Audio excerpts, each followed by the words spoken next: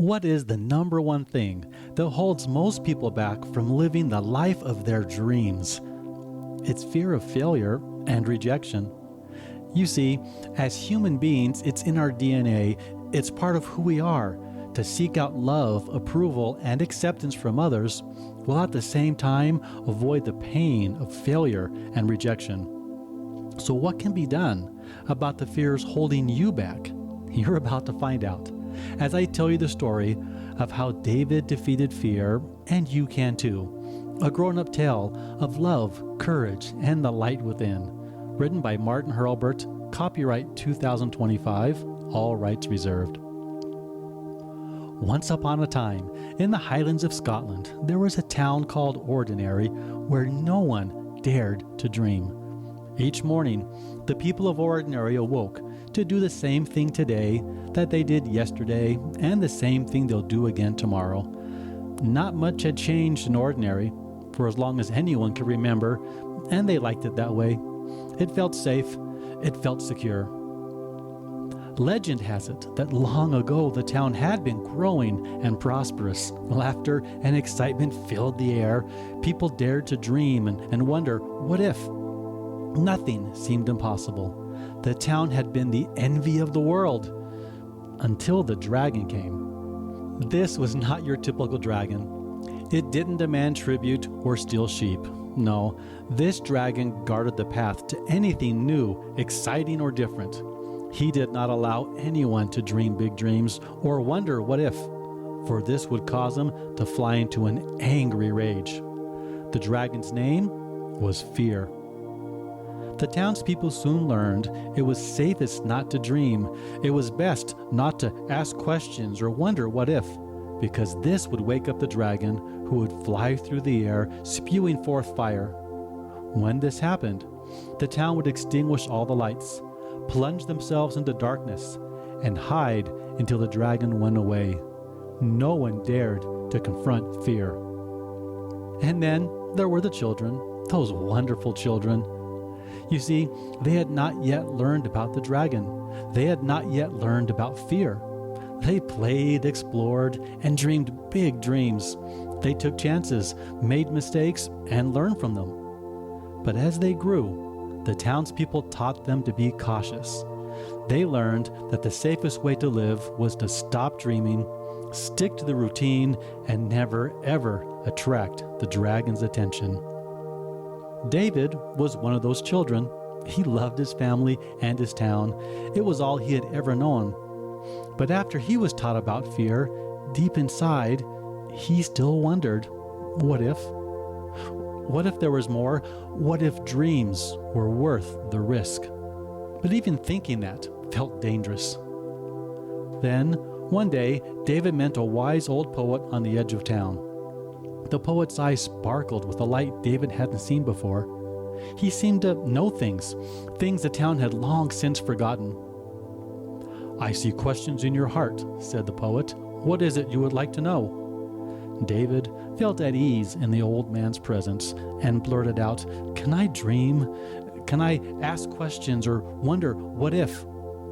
They tell me I'm not supposed to do any of those things, but I want to, even though I'm afraid." The wise poet smiled, because he knew that this young boy was the one he had been waiting for. "Did you know this town used to do all those things and more?" he asked. "I've heard about the legend," replied David, "but it seems so impossible with the dragon around. How do I get rid of fear?" The old man pulled out a golden envelope and held it carefully in his hands. "I have in here 3 poems that will reveal to you the secret to banishing fear from your life and even the entire town. I am the last person alive to possess this ancient wisdom, and now I pass it on to you." David stood speechless. The poet told David that many of us have stopped chasing our dreams, not because we don't care, but because fear whispers, "What if you fail?" Or, "What if you're not good enough?" So we stop trying and settle into a routine, hoping that something or someone else will come along to make things better. But that never happens. You see, whispered the poet, leaning in closer, the wisdom you seek is in here. He pointed to David's heart. We let fear cloud our vision and blind us from seeing the possibilities that are all around. The problem is not that we lack answers. The problem is that we've forgotten how to listen. Look within, he said. There is a divine spark inside every person, a light that connects us all. That light is love. When you act from love instead of fear, the light within grows. In your darkest hour, fan the flames of this divine spark and it will guide your path. Then he shared the first poem, A Divine Spark. A divine spark from heaven above lies within, we call it love. A special light to show the way and guide your path each and every day. In troubled times and good times too, it will help you know just what to do. So hold on to love and don't let go. Let your light shine so the whole world will know. We are all connected through the power of love, the ultimate gift from heaven above. David felt a stirring inside that he could not describe. As if he could read his mind, the old man said, that feeling you have right now is the divine spark growing within you. Somehow, David knew it was true. And the second poem, he could barely utter the words. The poet continued, as we fall into routines, we stop questioning, we stop wondering what if, and we call it safety. But what feels safe is often a trap. Rather than face fear, we distract ourselves. We fill our days with noise, endless tasks, endless scrolling, or cheering for someone else. Anything to avoid listening to the voice within. These distractions do offer some relief, but at quite a cost. They weaken our connection to our divine spark and drown out the voice of love. The cure for distraction is action. We overcome fear not by thinking or overanalyzing, but by doing something, anything, even if it's one small step today. Then he shared the second poem, Break Free. I'm not afraid of dying. For me, it holds no sting. I'm more afraid of living and to let my true voice sing. What holds me back from doing all that I can do to bless the world around me and live my life in truth? The things which do not matter, to them I give my time. The things which do not matter are robbing me so blind. No more. Such beauty all around, if I will choose to see, success and life fulfillment are waiting there for me. Peace and understanding and a life based not on fear come from taking action and is oh so very near. So I will keep on doing and do again. The strength and courage needed have always been within. Then when I die, I'll know I've done all within my power. We rest in peace by living now in this very hour. Young man, not only are the answers within you, so is the power to take action today. There is no need to wait. Finally, the poet spoke of uniqueness.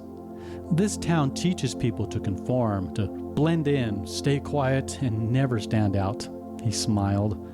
But you were never meant to be like everyone else. From the day you were born, there has never been another you, and there never will be.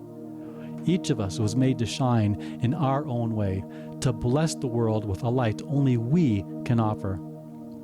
Some of the greatest accomplishments in history came from people who dared to be different.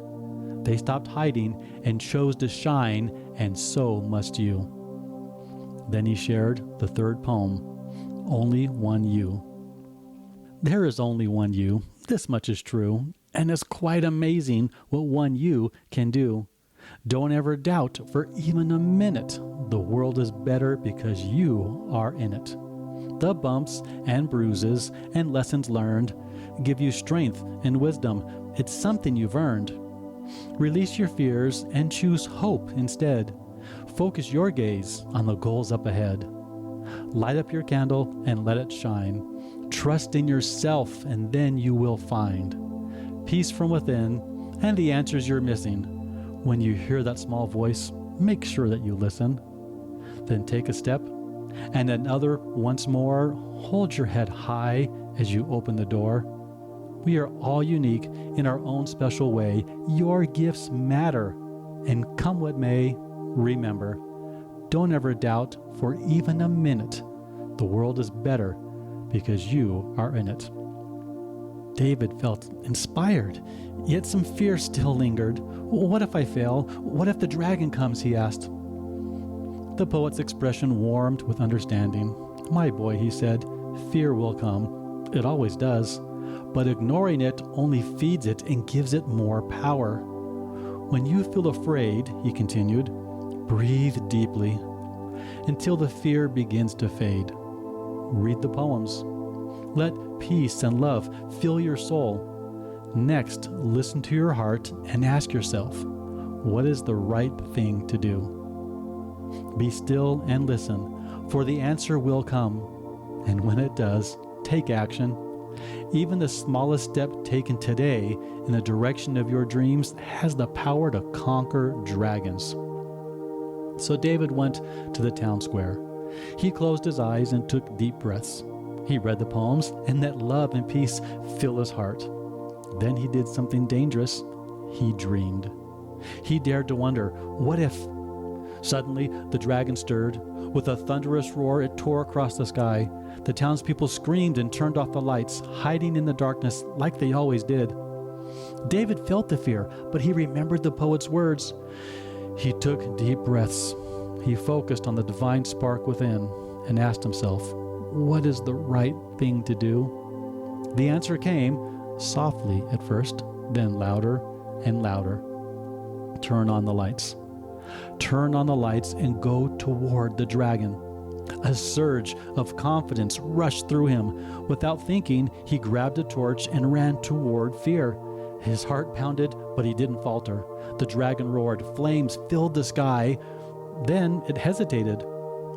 The dragon looked confused. No one had ever run towards it before. David took advantage of this hesitation and called to the townspeople, come on, grab your torches and follow me. At first, there was silence. Then one by one, lights flickered to life as they joined David and ran toward fear. At first, the dragon roared even louder. Bright red flames leapt from its mouth. David almost turned back, but he focused on love, which gave him strength, and he continued. As David and the others drew closer, they saw the dragon begin to shrink. With every step forward, it seemed smaller and less fearsome, until they realized it had only ever looked big when they were afraid. This gave them courage, and they quickened the pace. The dragon kept shrinking until, poof, it disappeared entirely. Fear had been conquered, and it felt wonderful. You see, said the poet, fear often vanishes the moment you confront it. From that day on, the town of Ordinary began to change. People dared to dream again. They prospered. They let love guide their actions. And whenever fear appeared, they no longer hid in the dark. Instead, they turned inward and found the answers they needed. Remember, said the poet, every time you take a step toward the dragon, it shrinks. Every time you shine your light, darkness dissipates. When you make decisions based on love and light, it opens your eyes to what is truly possible. When you feel fear, remember these 3 steps. They will transform your life. 1, breathe deeply. Calm the fear. 2, listen to your heart. What is the right thing to do? 3, act. Take at least 1 step today. He paused for a moment, letting the words sink in. Then he continued, love conquers fear. Light drives out darkness. Love and light combined will make your dreams come true as you live a wonderful, beautiful life. And so they did, and so will you. I'm Martin Hurlbert, and I wrote the story, including the poems. Let me ask you a question. Have you ever let fear of failure or rejection hold you back in your career or personal life? If so, you're not alone. That's why I've developed a 30-minute lunch and learn and a 45-minute keynote presentation that expands on the ideas in this book to help you approach work, relationships, and goals with more confidence, clarity, and energy. If you know of a group who would benefit, please reach out to me or have them visit howdaviddefeatedfear.com. On the website, you can also order 5x7 prints of the poems at a very low price. They are great reminders to keep around the home or office. And you'll also find a link to buy the book. Thank you so much for listening. One of my goals is to have 1 million people hear this inspiring tale. Together, with your help, we can do it. Please share with others. Remember, love conquers fear. Light drives out darkness. Love and light combined will make your dreams come true as you live a wonderful, beautiful life.